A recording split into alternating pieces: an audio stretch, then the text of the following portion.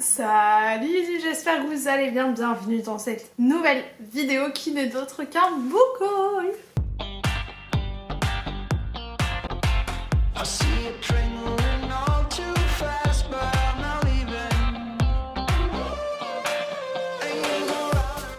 J'adore les book hauls.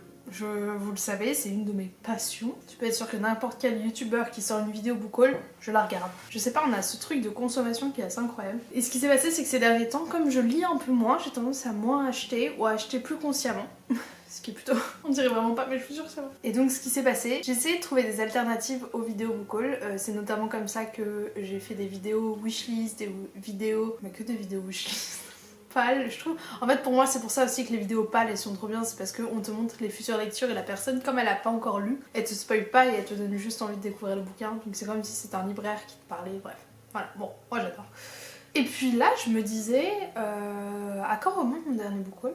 Et en fait, ça remonte au 5 avril, c'est plutôt pas mal. Franchement, moi je vous le dis, c'est plutôt pas mal. J'ai fait une vidéo où j'achète 100 € de livres. Vous verrez dans la vidéo, ça j'allais dire droit mon temps, vous verrez dans la vidéo. Je vous la mets dans le petit là. En gros c'est une vidéo où j'avais reçu une prime à mon taf et je m'étais dit bah tu sais quoi, t'as bien travaillé, tu le mérites.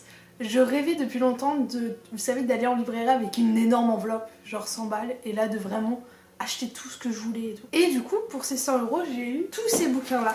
Donc je vais peut-être finir par eux, comme ça. Si vous voulez pas, vous voulez aller voir l'autre vidéo à la place, et bah vous pourrez plutôt. Mais je crois en fait que dans l'autre vidéo je faisais pas assez de résumés, donc je voulais vous les représenter dans ce book haul. Dans l'autre vidéo c'était plus un unboxing vu qu'il y en a certains que j'ai acheté sur Vinted. Bah on va faire ça, on va commencer par Vinted. Enfin Vinted. Cette pile là, c'est un peu la pile des random, genre acheté en personne, genre de la mano à la mano un petit peu. En vrai les autres aussi, enfin non, ça c'est genre Vinted et l'Angleterre, et ça c'est une fois où j'étais allée chez Gilbert Joseph. Mais bon, du coup le premier que j'ai, yeah, enjoy it, c'est une collègue de travail qui vendait un peu de ses bouquins, et comme elle sait que moi aussi je lis de la romance, elle m'a proposé, elle m'a envoyé des photos de ce qu'elle avait, et du coup je lui ai racheté celui-ci, The 18 Game de Sally Thorne, parce que je veux vraiment le lire avant de voir le film. Je sais, c'est ce qu'on dit tout le temps, mais c'est vraiment ce que j'ai envie. En plus, j'ai racheté 5 €, donc je trouve ça plutôt tranquillou. Et en gros, c'est une romance, c'est vraiment une romance enemies to lover au travail, où c'est deux personnes qui vont se battre pour la même promotion, je crois. Donc, j'ai vraiment très envie de le lire. Surtout que j'ai envie de comprendre un petit peu c'est quoi tout le phénomène qu'il peut y avoir derrière. Ensuite j'ai lu et adoré The Cheat Sheet. Je vous en parle pas énormément là maintenant parce que je veux garder mon avis plus détaillé pour le point lecture. Mais c'est une romance Friends to Lover où en fait il y a un peu plein de tropes qui se mélangent, mais c'est deux personnes qui sont dans la friend zone depuis des années. Lui est joueur de football américain et elle est danseuse de ballet professionnelle. Enfin du coup maintenant elle donne des cours de ballet. Et en gros une vidéo d'eux va sortir où ils ont l'air bien plus que juste meilleurs potes, et donc ils vont faire semblant de sortir ensemble pour la réputation de l'un de l'autre. Bref, faut suivre un peu pour comprendre le déroulé des trucs, mais c'est vraiment très sympa. Les deux personnages étaient vraiment super, j'ai adoré Nathan. Si je me rappelle qu'il s'appelle Nathan, c'est déjà un énorme bon point. Après j'adore ce prénom. Mais bon bref, quand même. Voilà, c'est quand même un livre que je vous recommande vivement. Je crois que j'ai mis 4 ou 5 étoiles, je sais plus, mais j'ai vraiment beaucoup aimé. C'est pas un coup de cœur, mais j'ai adoré. Par contre là, un coup de cœur, j'ai lu Beach Read de Emilien, oui, forcément. Je l'avais eu dans un tout petit format comme ça et j'adore, c'était hyper facile, je le mettais vraiment dans ma poche de manteau, genre le format poche est véridique. Et quand les gens disent que c'est vraiment la romance pour les gens qui n'aiment pas la romance, c'est parfait. Franchement, j'avais un peu peur parce que je me suis dit, alors attends, la logique c'est que si tous les gens qui n'aiment pas la romance aiment celui-là, alors c'est l'effet inverse pour ceux qui adorent la romance. Et bah non. J'ai trop kiffé, c'était vraiment trop bien. Après, je trouve qu'il y a d'autres romances qui ressemblent à ça. Honnêtement, ça remonte pas trois pattes à un canard. Mais c'est une romance vraiment sympa, c'est bien construit. Les personnages, ils ont pas mal de profondeur. Et plus que tout, en fait, c'est l'alchimie qu'il y a entre les deux. Je trouve que c'est quelque chose qui peut être assez rare dans une romance, de vraiment sentir cette alchimie entre deux personnes.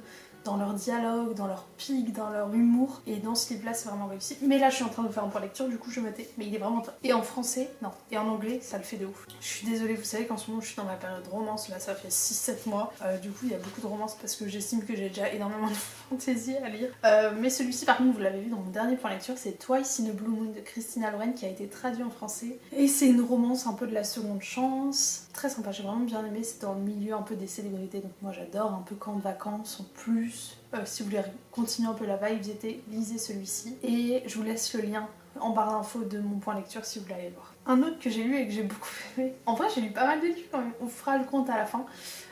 Mais c'est Hook, Line and Sinker de Tessa Bailey, qui est le tome 2 de It Happened One Summer, mais c'est pas les mêmes personnages. J'ai beaucoup aimé les deux personnages ici, j'ai vraiment bien aimé les tropes qui étaient abordés, et pareil celui-ci dans mon dernier point lecture du coup. Je ne vous en dis pas plus, mais c'est sur Anna, la petite sœur de Piper. Ouh, yes, ça gâtait trop le personnage principal du 1. C'est vraiment que du bleu les bouquins que j'achète. Très bizarre. Ensuite, je vous avais présenté dans ma palle de l'été Bienvenue à Lafayette de Océane Ganem. Et ma lecture du résumé vous avez bien fait rire. Et beaucoup d'entre vous avaient craqué.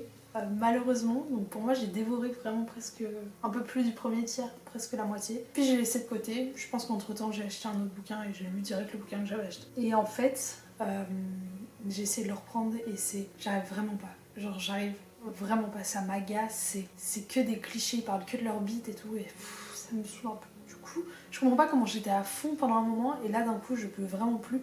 Mais attendez, parce que j'ai essayé de le relire en 2-3 pages. Le mec emmène la fille à moto et il dit grimpe sur mon bolide. Ses pupilles dilatées dévient d'elles-mêmes vers le renflement qui déforme l'avant de mon pantalon. Je ne fais rien pour lui dissimuler à quel point je prends mon pied à la provoquer, à la taquiner, à la pousser à bout pour qu'elle ne sache plus si elle a envie de me tuer et ou de me baiser. C'est beaucoup trop marrant. Ses joues s'empourprent lorsqu'elle comprend ce qu'elle est en train de faire. Écarlate, elle s'empresse de détourner le regard comme si elle venait de se brûler les rétines. J'éclate d'un rire qui me surprend moi-même.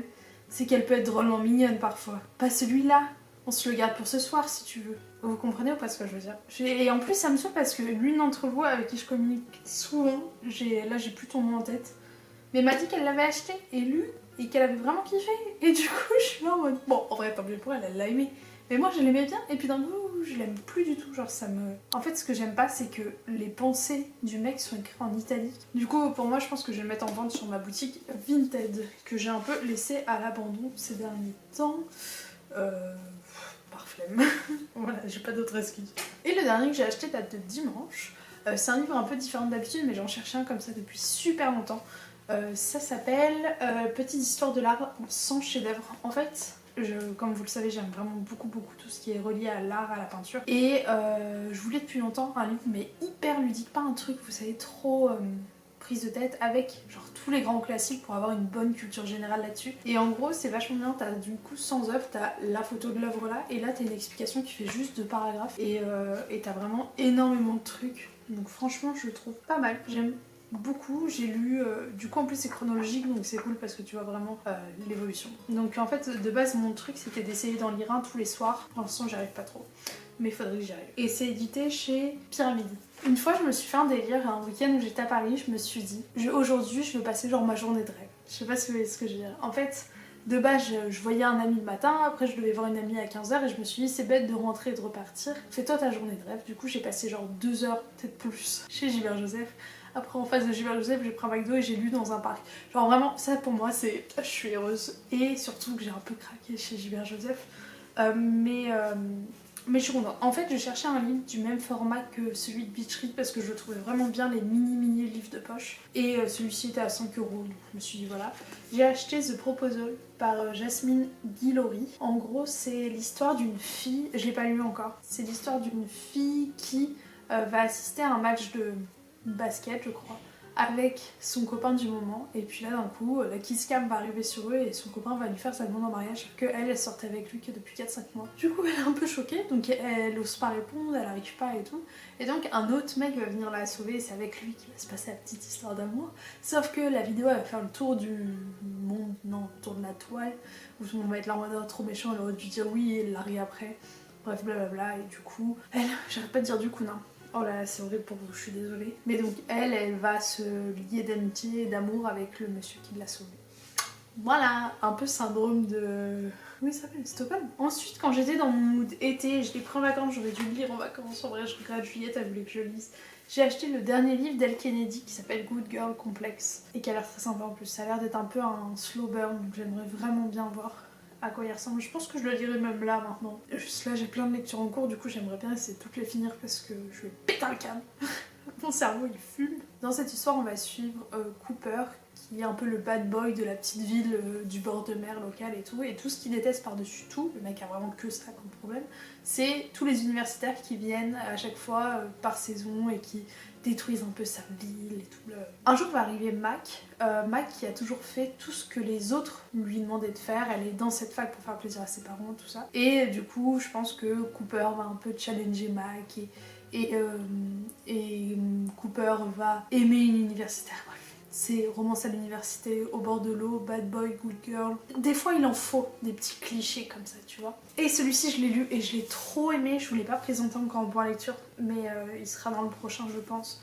C'est The House. The House in the Cerulean Sea de TJ Klune. J'ai beaucoup trop aimé. Genre vraiment, j'ai passé un super moment.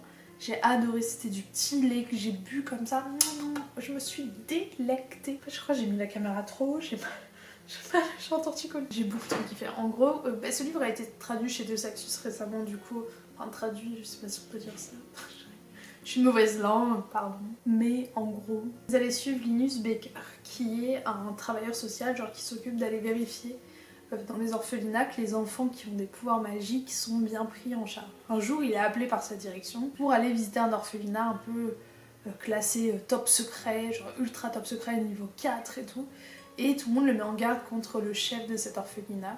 Et en fait, il va arriver dans cet orphelinat et c'est beaucoup trop mignon parce que chacun des enfants qui est présent est trop beau. Il n'y a que des belles leçons de vie sur la vie, du coup, parce que c'est mieux.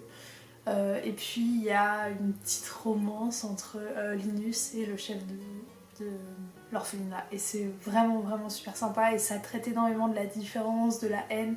Je ne vous fais pas de point de lecture ici, mais vraiment celui-ci il était génial et je comprends mieux la hype qu'il a. Et ensuite on s'attaque à mes livres de mon challenge 100€.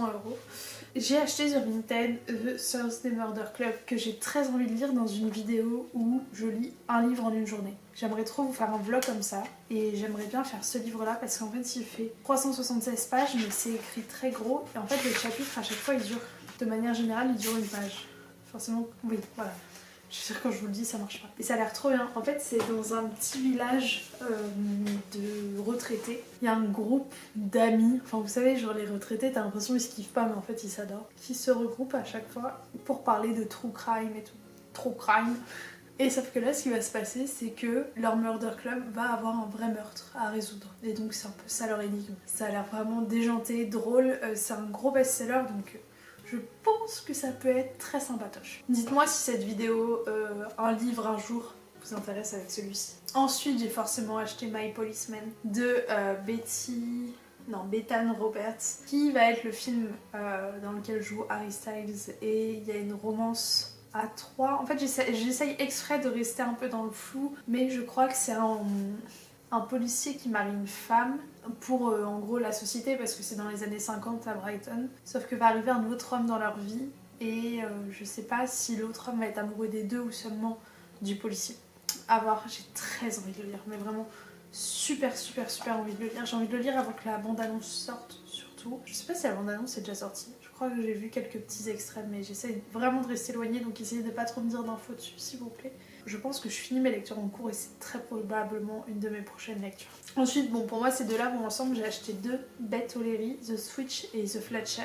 The Fletcher, vous le connaissez forcément, je pense. C'est le fameux livre où 2 personnes partagent le même lit, mais ne se connaissent pas. En fait, il y en a un qui vit le jour et qui dort la nuit, et l'autre qui travaille la nuit et donc qui dort le jour dans l'appartement et il communique avec des post-it.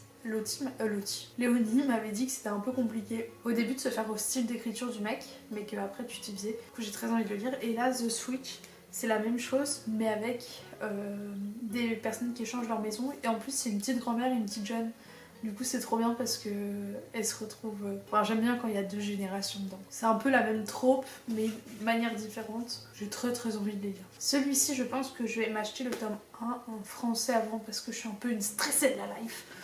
Il s'agit de The Woman of Troy de Pat Barker. En fait, c'est l'histoire des femmes qui ont fait la guerre de Troie, mais après que Troie soit tombée. Du coup, il y a toute une partie avant, je sais plus comment s'appelle le livre en français. Mais ouais, j'ai envie de le lire dans l'ordre, surtout que Pat Barker, elle est très connue pour raconter très justement la place de la femme à cette époque. C'est toujours très bien fait. Donc j'ai vraiment envie de le lire, voilà. Je sais pas...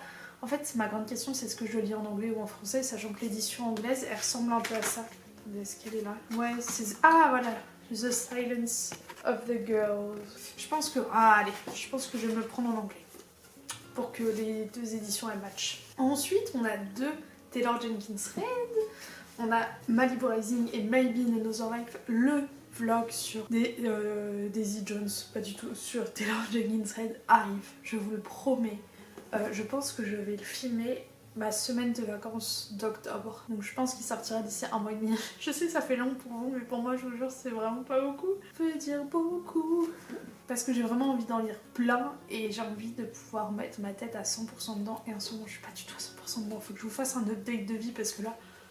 En fait non, je peux pas faire un update de vie si moi-même je sais pas où faire ma vie. Mais faudrait que je vous prenne une semaine avec moi dans un vlog, comme ça vous pourrez voir un peu à quoi ressemblent mes semaines. Voilà. Et puis les deux derniers que j'avais achetés, je les avais eu au Target ensemble. Malibu Rising et Maybe in Another Life. Attendez, je vous ai pas fait de résumé juste. Celui-ci a l'air incroyable. Genre vraiment, je pense que si je devais faire un... Pourquoi j'ai collé mon nez comme ça? Si je devais faire un 5-star prediction, ce serait définitivement lui, il gagnerait. Genre, en fait, vous savez peut-être pas ce que c'est. En gros, c'est des vidéos où les gens présentent des livres qui savent d'avance que ce sera des coups de cœur. Je pense que beaucoup dans cette vidéo en seront. Mais celui-ci, j'en suis sûre à 300%. Et en plus, Clara a eu un coup de cœur dessus très récemment. Donc ça ne fait que confirmer mon hypothèse. Mais en gros, c'est une famille à Malibu dans les années 1983. Et tu suis sur... Je crois que ça arrête pas de faire des flashbacks et flash-forward. Et je crois qu'il y en a un centimètre. Ça a l'air génial. Et en plus, il y a un personnage là-dedans qui vient des 7 Marie-D'éveline Hugo. Yes! Et Maybe in Another Life, j'ai un peu peur pour celui-ci parce que il y a une double temporalité. En gros, je crois que c'est une fille qui, à un moment de sa vie, avait deux choix et elle en a fait. Peut-être qu'on ne sait pas lequel elle a fait. Mais en gros, on va suivre l'histoire avec chacun des choix qu'elle aurait pu faire.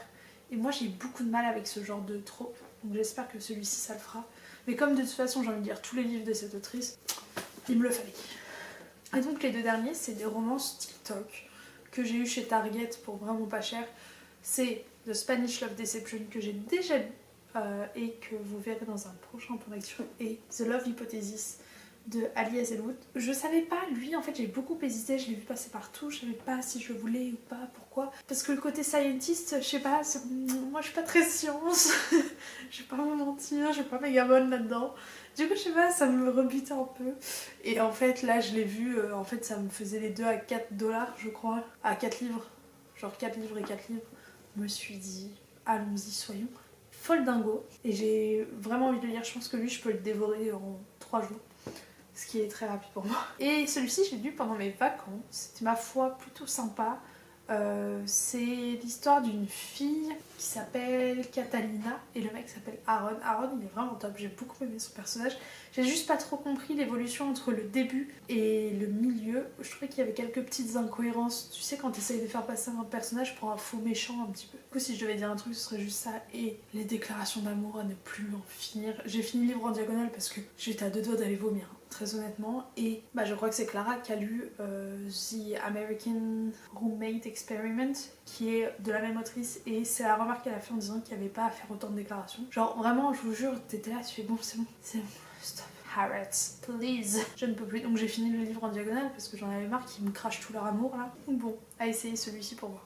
Et bah écoutez, je crois que c'est l'année du bleu, hein, franchement. Et je vais vous dire sur tous les livres que j'ai achetés combien j'en ai lu. Sur 19 livres, j'en ai lu 6. Je pensais que ce serait beaucoup mieux que ça.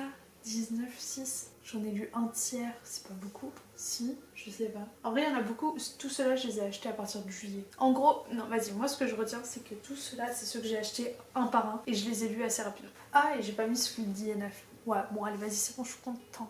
Genre, tous ceux que j'ai achetés de la mano à la mano, bah j'en ai juste pas lu 3 sur genre les 10. Ça va. Bon, bref, j'arrête de me rassurer. Dites-moi, vous, si vous connaissez certains de ces livres, si vous avez des avis sur certains d'entre eux, n'hésitez pas à me partager. Si vous avez des recommandations à me faire en fonction de tout ce que je vous ai présenté là, n'hésitez pas non plus, faites-moi acheter des bouquins, j'adore. Et dites-moi quel a été genre votre dernier gros craquage et vous en êtes trop content. Vous avez plein de devoirs, hein. Je vous attends dans les commentaires. Et j'ai hâte je vais essayer de vous faire un vlog pour la semaine prochaine. Je vais essayer de faire ça parce que ça me manque un peu de vous prendre dans mon quotidien. Je sais pas si vous aussi. Donc vraiment, parlez avec moi dans les commentaires, parlez avec moi sur Instagram, c'est vraiment un moment que j'adore. Je sais que je poste pas sur Instagram, mais je lis mes DM, je peux mettre quelques jours à vous répondre parce que je suis pas quelqu'un qui utilise beaucoup son téléphone. Mais je vous répondrai toujours, vraiment. Donc n'hésitez pas à me joindre par là-bas ou dans les commentaires. Pareil, les commentaires, je les lis vraiment tous. Si vous avez reçu un cœur, c'est que j'ai vraiment vu votre commentaire et en général, je mets une réponse, même si la réponse, elle apporte pas une information incroyable, j'essaye de vous répondre parce que je trouve que vous avez pris le temps de me mettre un commentaire. Donc la moindre des choses, c'est moi de vous mettre un petit commentaire aussi. Et puis pour l'instant, je suis pas trop débordée. À un moment, c'était pas hyper soutenable, mais en ce moment, maintenant que je suis repassée à une vidéo par semaine, ça l'est mieux que quand je faisais 2 vidéos par semaine. Voilà les cocos, je vous souhaite à tous une très très belle journée, un très beau dimanche et un bon début de semaine. Je vous embrasse fort et je vous dis à dimanche prochain pour une nouvelle vidéo. Ciao ciao.